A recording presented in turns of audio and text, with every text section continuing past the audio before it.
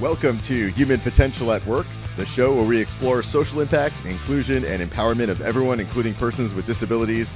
Get ready to be inspired, hear success stories, and learn tips and principles for bringing out the best in everyone.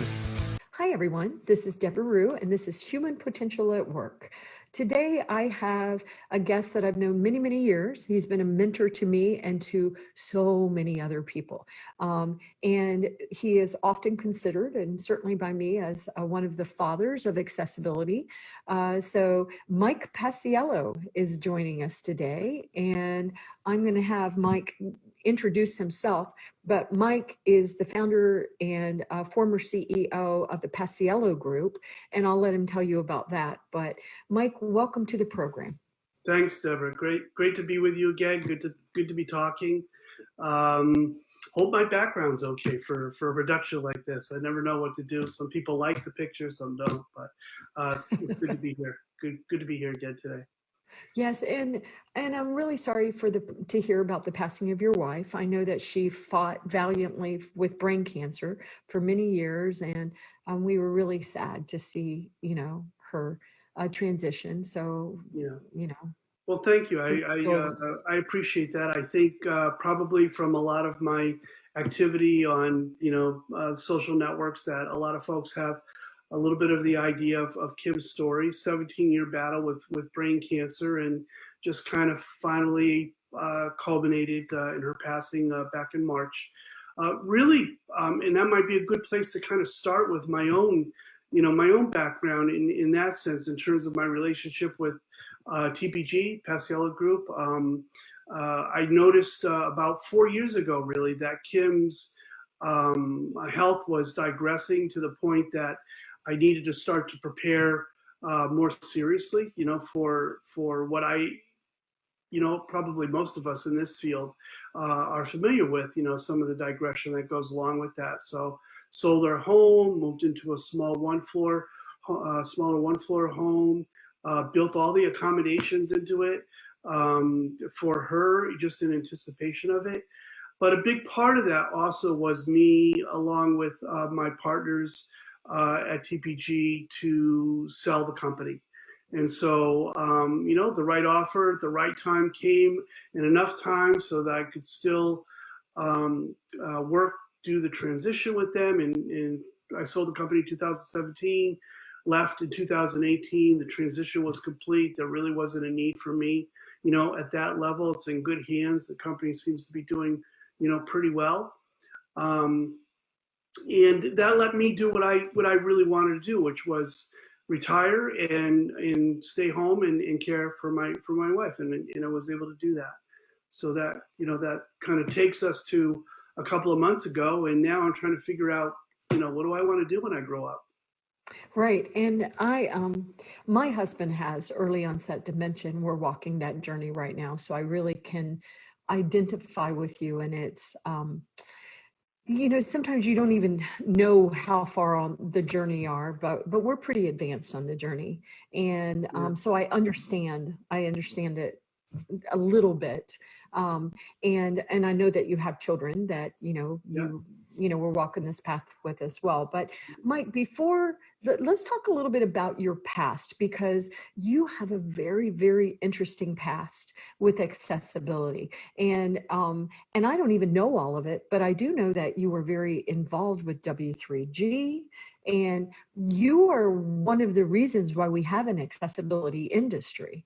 And so do you mind, just for maybe the people that don't know, I mean, you're so well known in the accessibility industry, but do you mind, I apologize, but do you mind bragging about yourself a little bit and just talking about your journey, because it's a really impressive journey? Yeah, thank you. I appreciate the thoughts and the compliments. I won't brag on myself, that's for sure. That's just not my nature to do it. But I also know that a lot of friends and colleagues out there don't really know where I got started. I mean, unless your name is George Kirscher, who pretty much was there at the beginning of my entry or my entree into disabilities and accessibility. You probably don't know too much, but So I got started. I worked for what was then the second largest computer company in the world, behind IBM, was a company called Digital Equipment Corporation. They were acquired by Compaq Computer, who was acquired by HP, and somewhere in the throes of all of that is some of the remnants of maybe some things that I did, and a lot of others. You know, it's never a one-person journey. You're never doing things just on your own, and that was certainly true in my case. But back in the mid 80s, I used to think it was right around, and I do lose track a little bit of the time, around 84, 85, but someone, a close friend of mine, a close colleague of mine in the usability field, Chauncey Wilson, who himself is retiring this week. Yeah, he's literally retiring. I think tomorrow's his last day. Said he had videos of me and him working together. I thought he said 1983, when we were working on something called Dragon Speak, which was the first remnants of pieces of Dragon Dictate and that in the whole area.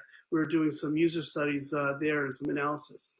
But actually, I was a technical writer at Digital Equipment Corporation, and was writing books. We just had entered into the field of markup languages for publications.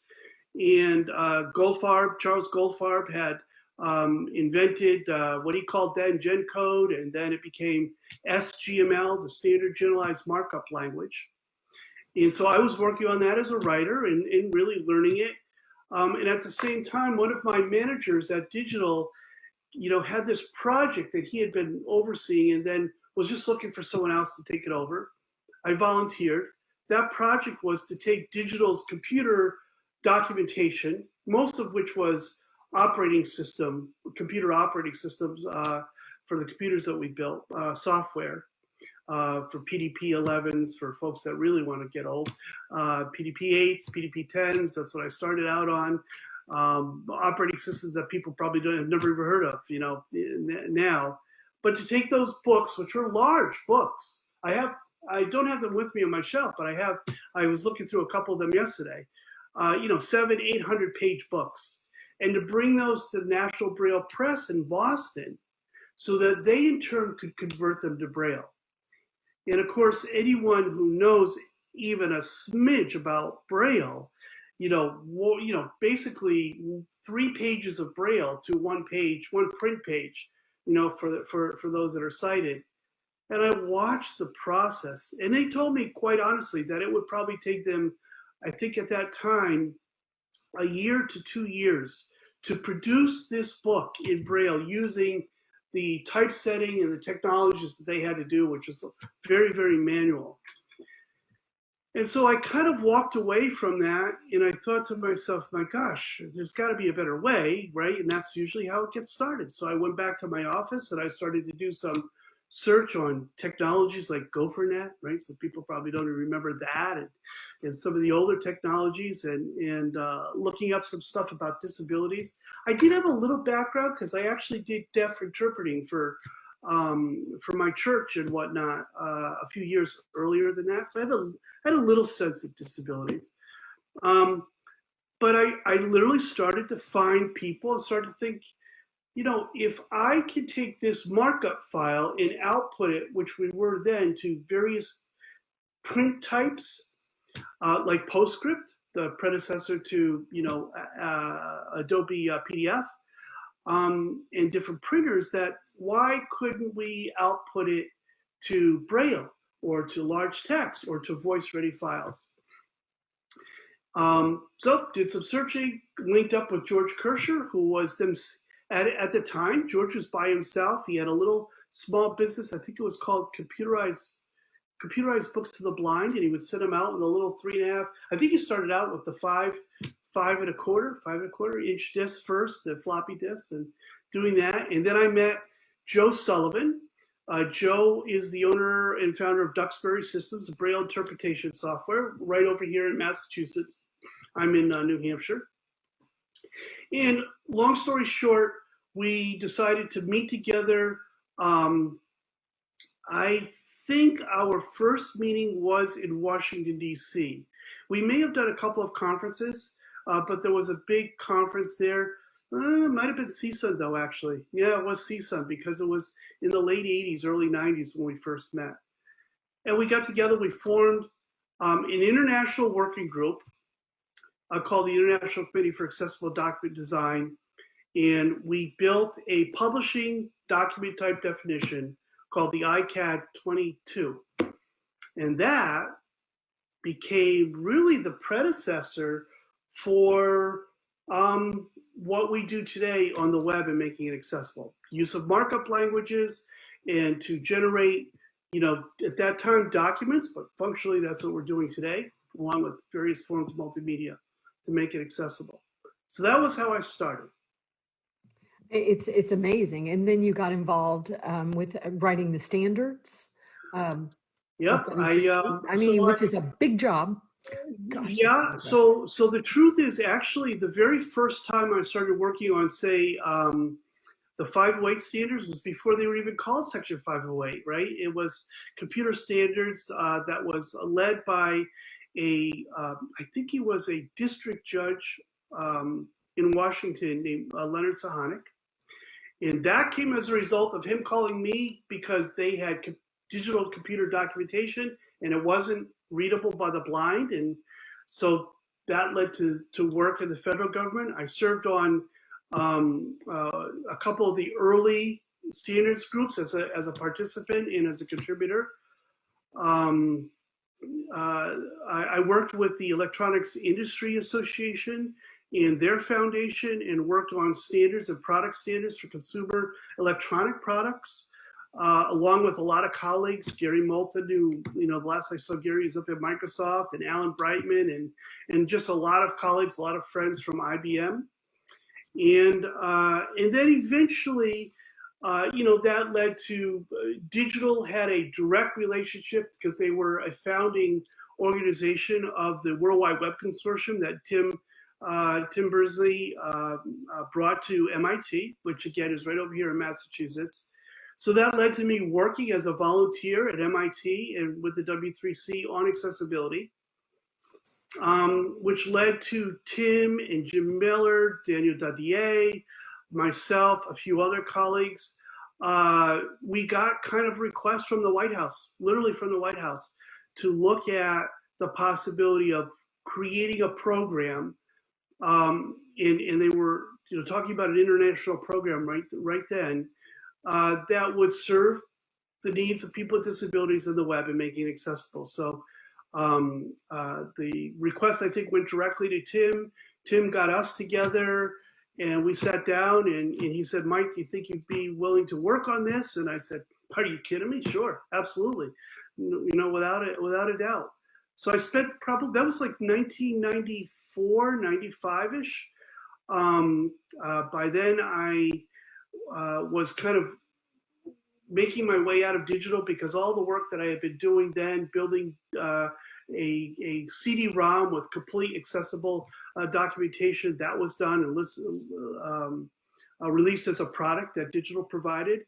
I was kind of on my way out just because I needed to go more in the company, just basically set kind of a roof above me, and I couldn't get anything else done. So I left and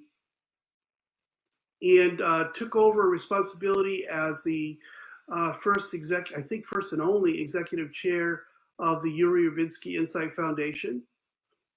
That was in 96, shortly after Yuri had passed away.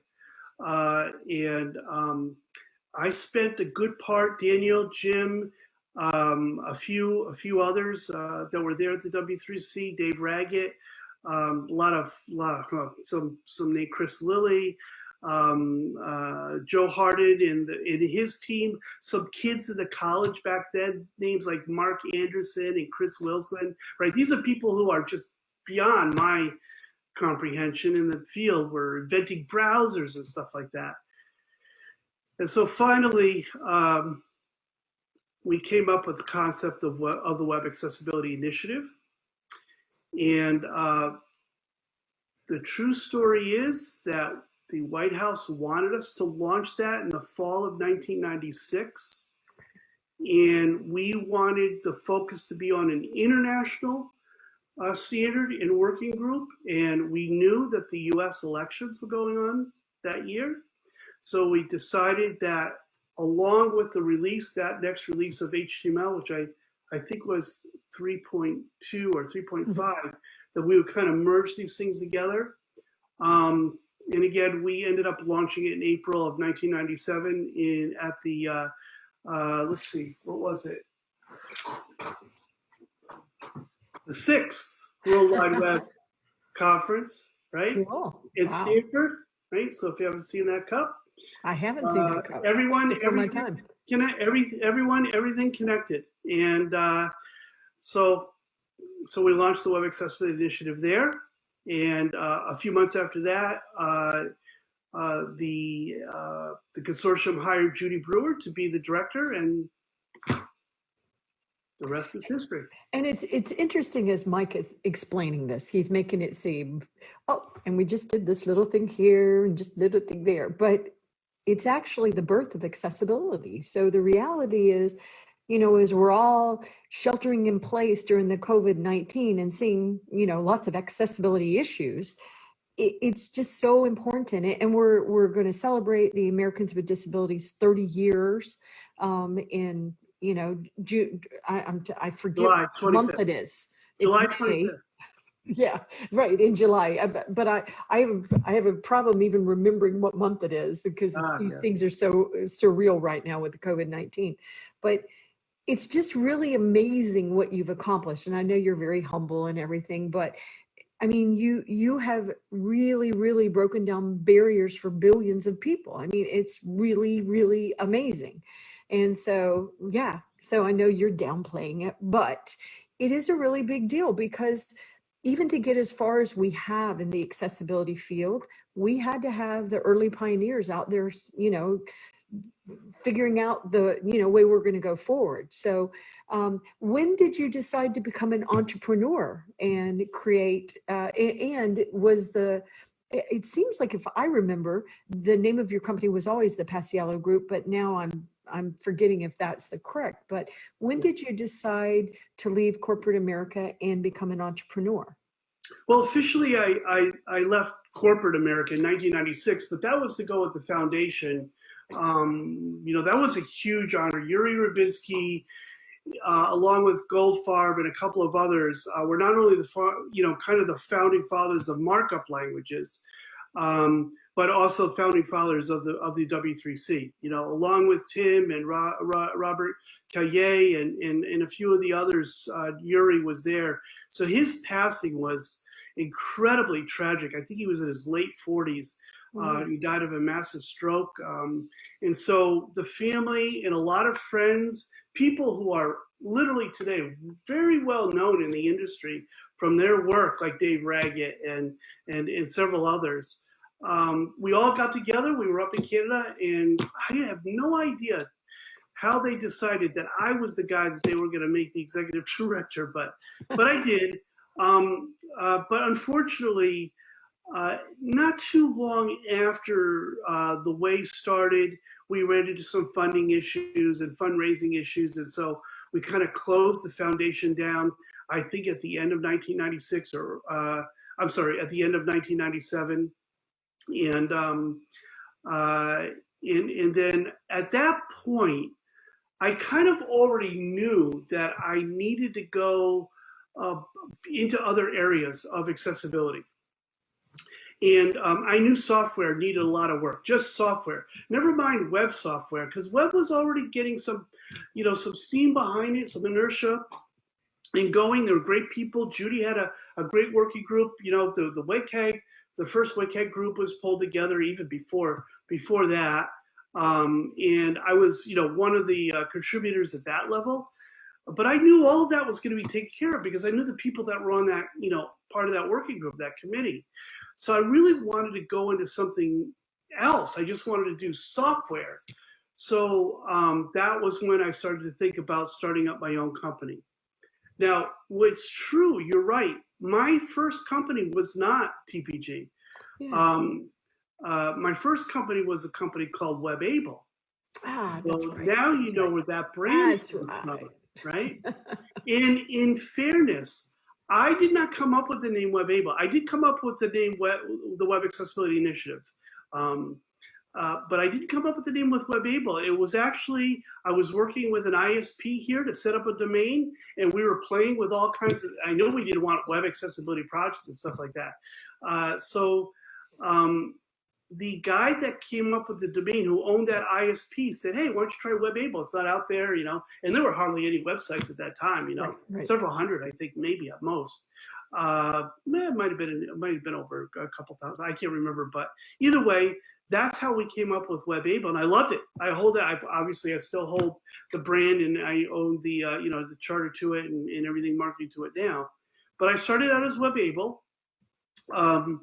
My wife and my kids everybody was nervous. I was nervous because, we had just so much that I could bootstrap this thing with.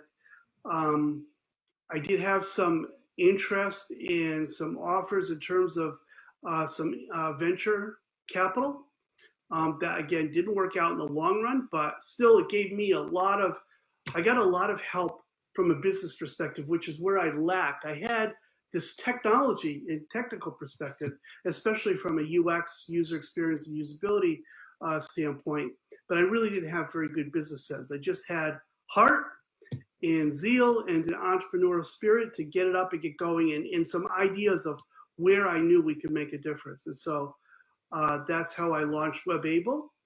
We were WebAble for maybe a year and a half or so. We finally located an office in Nashua, New Hampshire. And it was there because of the fallout of the venture capital situation that I had to change the name. I couldn't use WebAble. I could keep the brand and hold on to it, but I couldn't use the name at that time. So the thing that made sense to me was to use my name because I knew people knew me. So that's how we came up with the Paciello Group, right? And I really purposely tried to market it as TPG because, at some point it's not me, it's everyone else. And right. And you should never name a business after yourself, which, darn it, if I didn't do that. I was just keeping mine as a placeholder, right? Yeah. Through Global Impact, but Yeah. oh well. And Yeah. now we, the Paciello Group, TPG, continues to live on beyond the founder. But Yeah.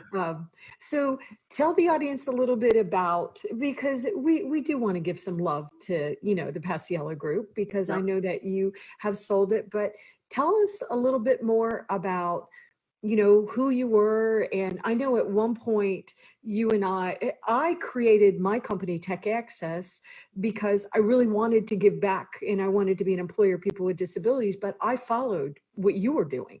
You were my mentor. I was following you, and you didn't always appreciate me following you, but because now there's more competitors, but at the same time, I learned so much, and your technology expertise, it was so deep. It was so deep.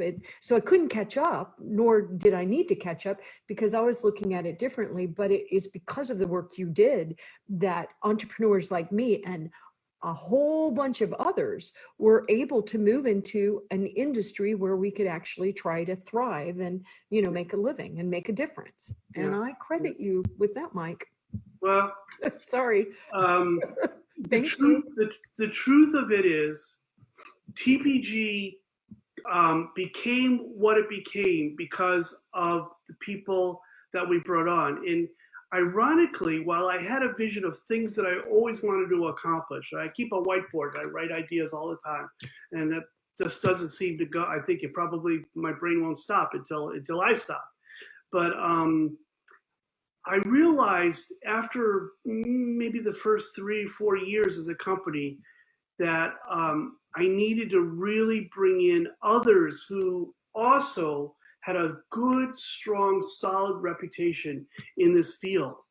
And so that led to me bringing in people like Steve Faulkner and Jez Lemon and Dr. Loca and, Leonie Watson and, all of these Henny Swan, Talent. Sarah Horton, and it became exactly what I had envisioned, a company built of experts.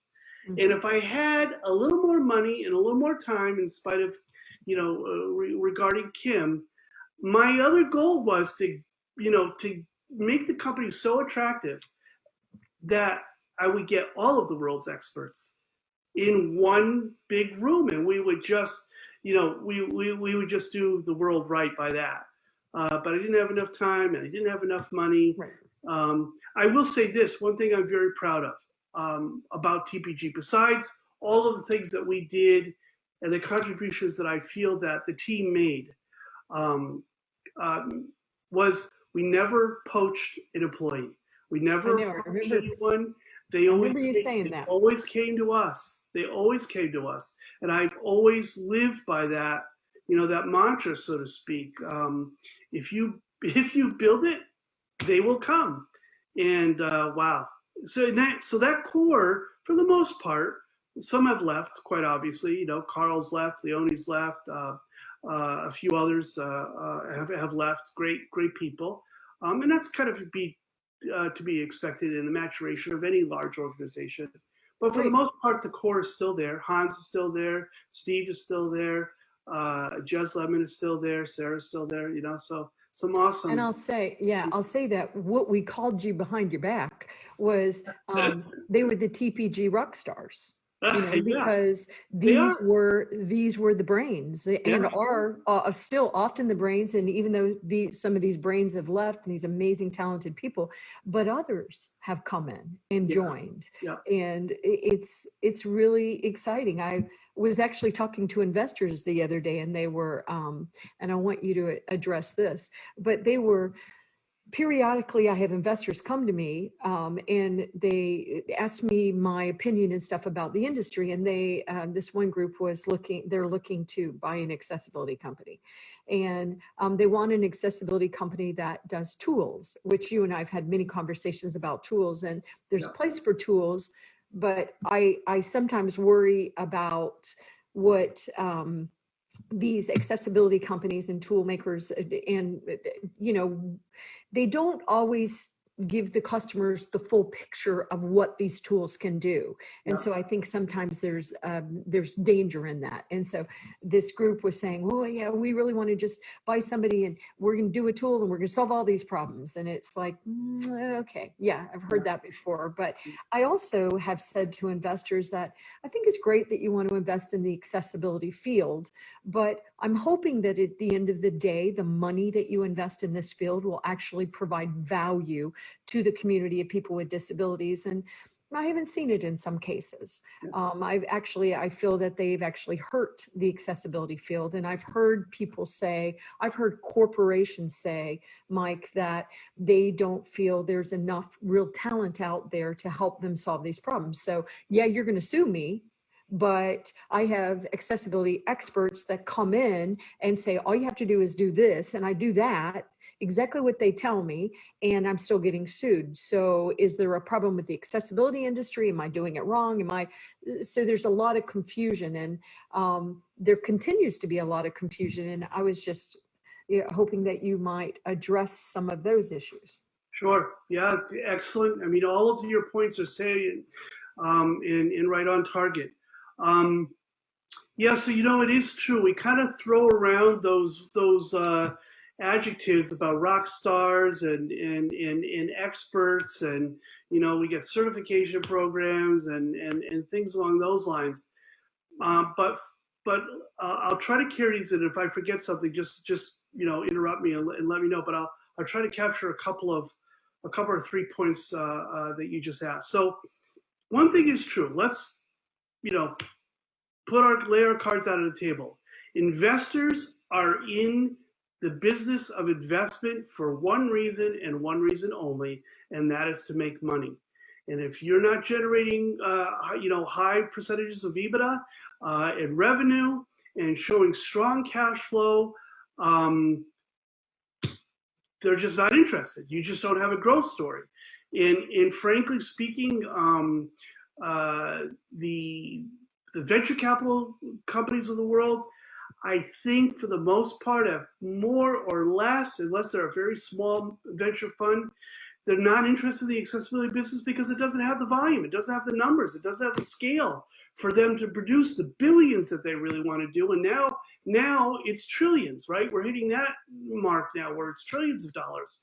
So we can't turn that in this field. It's too specialized. It's it is a niche market, regardless of whatever anyone wants to think about that. So you've got that in. What's the motivation for doing this, right? I think you captured that true, right? And of course, there's a lot of private equity folks and angels, same thing. They're there to make money, and they have an exit strategy, and that exit strategy is based on numbers and years, and they put that together. And frankly, our business is civil rights, and it's hard, it's highly personalized, and it's going to be a business that's going to live as long as we have disabilities in the world. Unless someone else finds the key to imperfection, we're going to have people with disabilities, and probably the numbers are going to grow. So that's that. Now, the other thing that you brought out, which I think is an excellent point, is one that bothered me for years. So again, I'm very, very happy, very privileged to have worked with colleagues and friends over the years who were true experts. And what they didn't know, they admitted, and we learned about it, and we applied we applied things. However, our world's experts, our profession's experts, by and large, are, if you take this from the purest view of software engineers and developers and usability people coming out of universities, for the most part, you're looking at second tier at best, and usually third tier people, because the rest of them are all being sickled away by the large corporations, the Amazons, the Googles, the Facebooks, the Microsofts, the Apples, et cetera and so forth, right? So what's left over? What's left over are people who do this and are in this business because they have a personal interest. They have a personal investment. Almost 99% of them do. There are people like myself that don't have a family member, unlike yourself. You have your daughter, your husband, have an even stronger personal investment. Mm-hmm. I did become more personal with my wife, with Kim, but certainly not in my early life. It was just I have no idea. I still can't explain it. I think it's my love for people.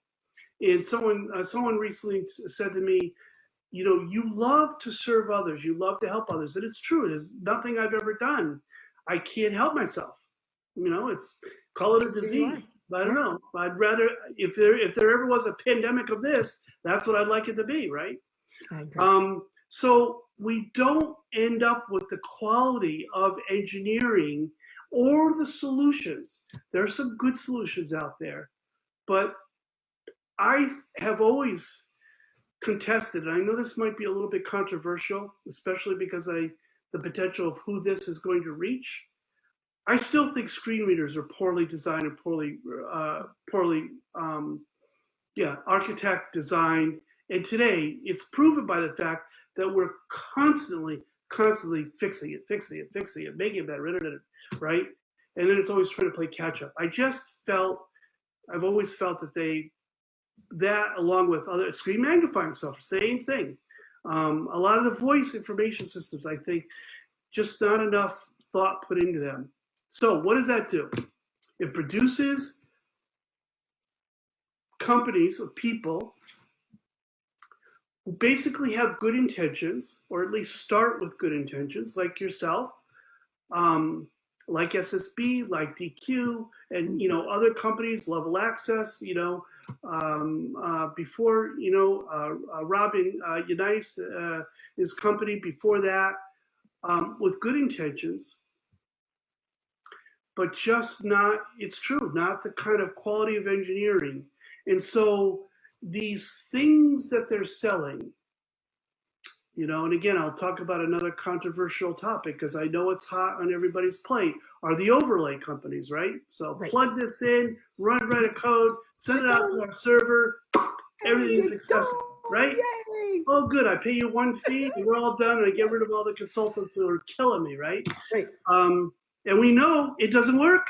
We know they don't work. They don't Nope. solve all the problems because they don't get to the root. I call all this technology Wizard of Oz technology. Yes, well I said. said this last week at Sharon Rush's the Access U Nobility Conference. It's all Wizard of Oz. It's paid no attention to the man behind the curtain because you really don't know what's going on. And the fact of the matter is, you do need to get under the covers. Now, I'll also say something else that I think might be controversial, especially because of companies like TPG and other great consultancies that have been out there, yourself, the DQs, good people in the world who have dedicated their lives to working very hard. I do believe we can solve these problems through technology. I absolutely believe in it. I don't think there's a thing that we can't solve. We just haven't figured it out yet, and we haven't put enough money, enough business, enough investment, enough R&D behind it and then get those quality engineers coming out of the MITs and the Stanfords and the University of Illinois, Urbana-Champaign, Georgia Tech, UT Texas. I could go on and on and on. All these, Oxford University, it's a global, as you always said. Right. University of Linz. Klaus Miesenberger over in Austria, the University of Linz, Johann Kepler University. I mean, they're just all over the place, right? But until we do that, and I've been preaching this soapbox for 25 years, until we put money behind it, we invest in it, we create R&D opportunities around it, we provide financial incentives around it, we provide tax incentives for the businesses, we will never be anything better than what we are today with a lot of ambulance chasing because of the lawsuits. And I agree. And people are corporations are getting, not just corporations, but they're getting sued 2, 3, 4, 5. I mean, they're just being sued over and over. I remember one company came to me, very big company in the United States, and they said, Deborah, and I'm quoting, "We spent a substantial amount of money with an accessibility consulting firm, and we're getting sued. What should we do?" And I said, well, I definitely think you should go and talk to that company. And this company wound up being who I normally would not think of them in the field, but it was a system integrator that also, are in the field. And I would say, when I was doing tech access, people would say, who are your competitors? And I would say, well, I'm less concerned about the competitors because there's enough work for everybody, but more concerned about the people that aren't doing it at all, or the corporations that think they can just do it themselves, or they're going to, the system integrators that do everything else for them, but they didn't have, like you said, the engineering knowledge that was needed. Yep. And I totally agree with you. If anything, we've lost abilities in this field. And I feel bad for the corporate, and I'm sorry, but I feel bad for these corporations that are getting sued because it isn't all their fault. And it's created this us and them between the community, people with disabilities, and these, organizations trying to figure out what do you want us to do? And so there's so much confusion that, and of course now everybody, when 97% of people went home, and we realized, those accessibility issues. Yes, those accessibility issues. So I agree with you. And when these investors come to me, they're not interested in hearing things like that. No. They want to know which company that they can buy, that they can just wrap up and they can make all this money. And I believe it's time for impact investing. If it's in time for impact investing. You want to spend money? It's good to make money. I want you to make money, but make a difference to the world. Make a difference, because accessibility helps everybody. Yeah. So, yeah. I totally agree. I actually have not heard that phrase before, impact investing, but I absolutely agree. I mean, it would be, when you see some of the leading social entrepreneurs that are out there in our own field, we have Jim Fruchterman. I mean, Jim is one of my heroes in that field, right? I've learned a lot from him. He's been fantastic at what he's done with his companies and his organizations. Far exceeds anything I've ever done, just great. But you look at him, you look at Gates, you look at some of the other well-known social entrepreneurs, and you wonder, you know, they know about this stuff. They know about this stuff. Mhm. Why not just build a fund? I've actually thought about trying to pull people together and build a fund because Can I that want to would be. play. I want to play. I'll bring investors Yeah, only because we're not solving these I'll problems put in some the of my own money into it, right? I right. mean, I'm getting to the point in my life where I almost think that may be the only way to just kind of break with, right? It's the old Stephen Covey notion, just break with tradition and create our own paradigm and just do our own thing because, we've been fishing a long time, but we're not fishing on our own. And I think that's probably what we need to do. I agree. And bottom line, why are we doing this? We're Yeah. doing this to make sure that people are fully included. Yep. That's very, very important to me. That's what I talk about all the time. And so technology is a wonderful equalizer, but we have to have the will to want things to be equal so that people, and it doesn't have to be completely equal, but gosh, it could be more equal than it is. And so to me, all of this ties to the sustainable development goals that we're trying to address, as a world. And there is a place for everyone. And people with disabilities add great value to the workforce, but we do have to have accessible technology. So it's almost like we need to rethink everything now, Mike. Yeah, And I totally agree. yeah. So we need leadership at a level beyond, say, some of the great people that are in some of the corporations. I mean, what Jenny's doing over at Microsoft, fantastic. What Peter Korn's doing over at Amazon, awesome, right? What's the folks over at Google are doing, but what we need, Martin Luther King stands out for a reason, right? Because he was a leader, he's a champion. We need the same thing. I honestly fully believe that that's exactly what we need. And if we had that, and at the same time, we're able to kind of take that and push it into a very positive space, we could make a lot of things happen. I agree. And I think also the wonderful groups that are out there, the, TPG, the DQs, there's so many amazing groups out there. They would all benefit from this too. Yeah. They don't go away. They benefit as well. So everybody benefits. And once again, people with disabilities and people aging into disabilities and people that are distracted, people that have temporary disabilities. It's good for everybody. Yep. So that's one reason why I wanted to have you on the show, Mike, because I am a fan. I have been a fan of yours. Your brain always amazed me. And I'm glad that we have, the leaders, but it took a lot of people to help us get here. And now I think it's time to rethink what we're doing because as I said to this investor group I was talking to the other day, the investor groups that have put money into our industry have not helped the community. Right. I agree. And maybe you don't care, Mr. Investors, but I care. I care that all this money has been spent, 40 million here, 20 million here. It's ridiculous amounts of money. And yet, you're not helping the community, people with disabilities have access and others as well. So I think we really need to kick our game up a lot more. I think, again, because we want to be fair, I mean, you're right.